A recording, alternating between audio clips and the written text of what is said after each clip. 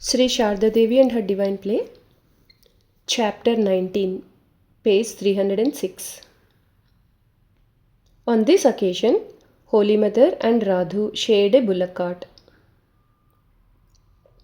When the cart approached Kotalpur, Radhu began to push Holy Mother with her feet and said, "Get away from here! Get away! Get out of the cart!" Holy Mother moved to the back as far as possible and said, "If I move away, how then shall I practice all these austerities through you?" When Radhu kicked her again, the mother said hastily, "What is it you have done, Radhi? What have you done?" Quickly, she took the dust off her own feet and touched it to Radhu's head. With Holy Mother in Kolpara. It was decided that the party would rest in Kolpara for a couple of days before continuing to Jairambati. However, Radhu slept well for 2 nights and she wanted to stay in that quiet village. The mother consulted with Kali Kumar and others, and they suggested that it would be good for Radhu to stay in Kolpara rather than continue to Jairambati. Radhu remained in Kolpara for 6 months, 29th January to 22nd July 1919. Kolpara Ashrama stands on the main road from Kotalpur to Deshra on the way to Jairambati. It has a shrine, a kitchen, a dining room, rooms for the monks and devotees, and a well. On 23rd November 1911, the mother had installed photos of the master and herself on the altar of the ashrama shrine. Holy Mother and Radhu stayed at Jagadamba Ashrama, which was at the farthest end of the village, about 2 furlongs east of the monastery. It had been built in 1915. This compound was in a solitary place, surrounded by high walls. The mother's cottage was spacious and had a cement floor. Near it was the kitchen.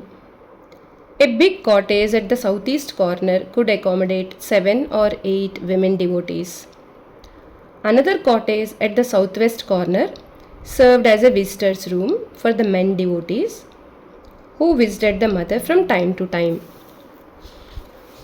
Monks and men devotees ate at Kolpara Ashrama, while the women ate at Jagadamba Ashrama.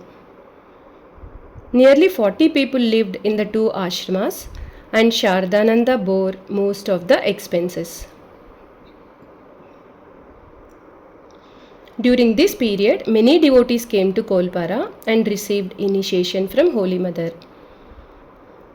After spending a few days in Kolpara, the mother said to Brahmachari Bharada, "Something has happened lately. Whatever thought arises in my mind comes true, be it good or bad.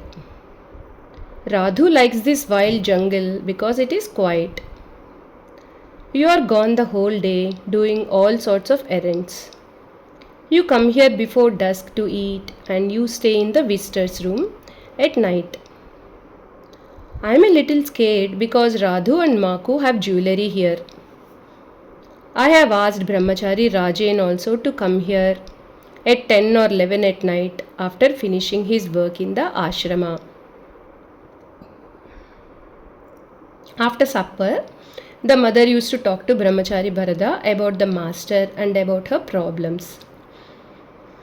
They would sit under a tree in the courtyard and speak in low voices so that Radhu could not hear.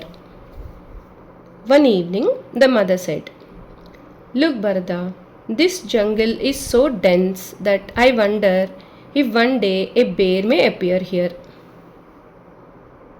"Mother, we have never seen any bear in this area." "Well, my son, this jungle is so dark that it frightens me." A couple of days later, news came that the mother-in-law of Ambika, the village watchman, was mauled in the Deshra field by a big bear. The villagers shot and killed the bear.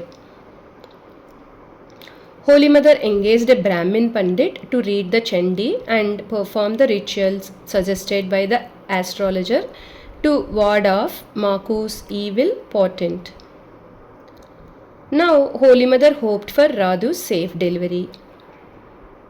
Radhu's heart palpitated with even the slightest noise, so she remained lying down, clutching some blankets to her chest. Swami Sharadananda sent a doctor and a midwife to Kolpara for Radhu. Late one evening, while the mother, Mandakini and Brahmachari Bharada were talking under the courtyard tree, Mandakini said to Bharada, "Brother, the mother and I were seated under the shade of this tree at noon."